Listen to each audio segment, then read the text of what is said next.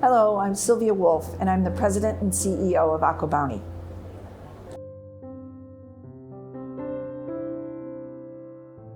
So, the salmon market is a critical one. It's the second most consumed seafood across the globe. It's large, it's growing, but it has some challenges from the perspective of supply. And that's because there are a number of different challenges that current producers are facing. For example, you've got environmental challenges, weather-related challenges. We've got some disease challenges going on in a number of geographies. And then there's regulatory issues like the west coast of Canada that want to outlaw net pen farming, and also the tax situation in Norway is still unsettled. And so what that's doing is constraining supply of salmon when the demand is really, really strong globally. And so that's a perfect position for AquaBounty because our land-based recirculating aquaculture system method of farming will play an increasingly critical role in providing supply to meet that ever-growing demand. And we're currently seeing prices that are at 20-year highs. Our method of farming and our pricing strategy, if you will, is to make salmon affordable and accessible to a broader range of people. So that's part of our business model, is to create that affordability to bring a healthy protein to market. I think local production of any product is becoming increasingly important to consumers. They want to know where their food comes from. And I think if COVID taught us anything, it's that our food security isn't guaranteed, and that having a domestic source of supply is always a good method of bringing food to market.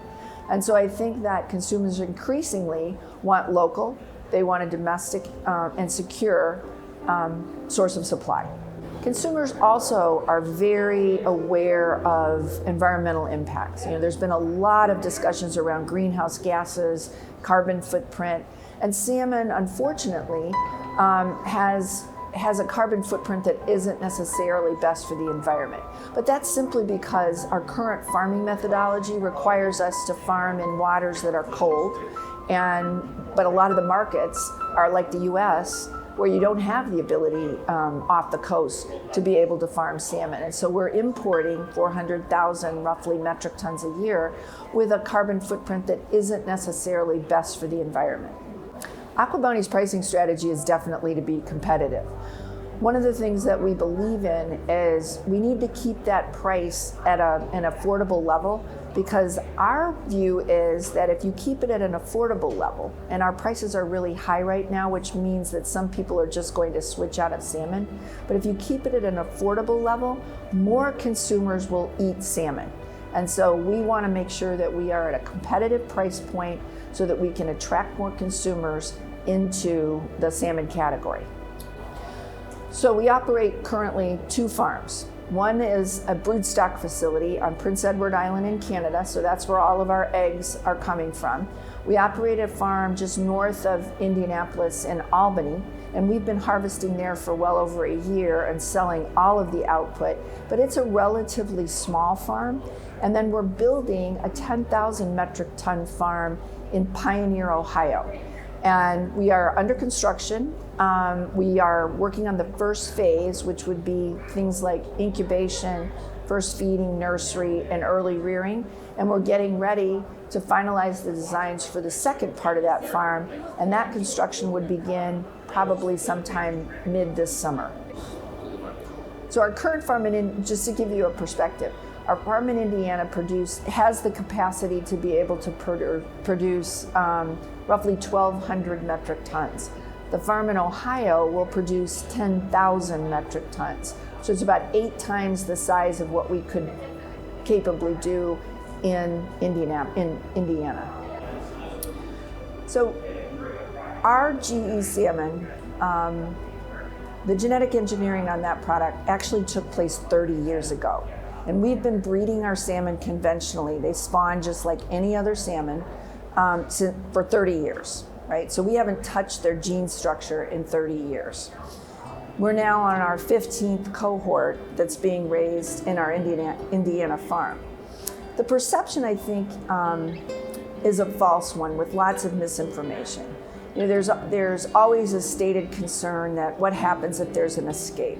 Well, our farms are in the central part of the United States, away from the coast, away from native salmon populations, and there's reasons for that. The first is access to good groundwater because we raise our fish in fresh water. And the second is, we are required by the FDA to have several layers of physical containment so that there's no chance of escape. And the fish that we bring into those production facilities will be sterile females. So when activists talk about the risk of escape, we haven't had an escape ever in 25 years.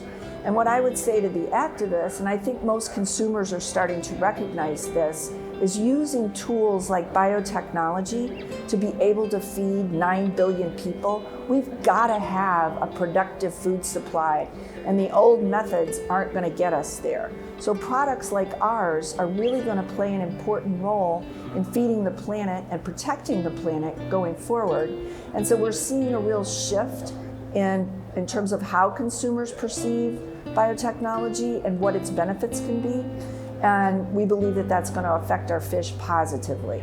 And as I said, we're selling all of the output that we can harvest in Indiana. I thank you very much for the opportunity to share our story.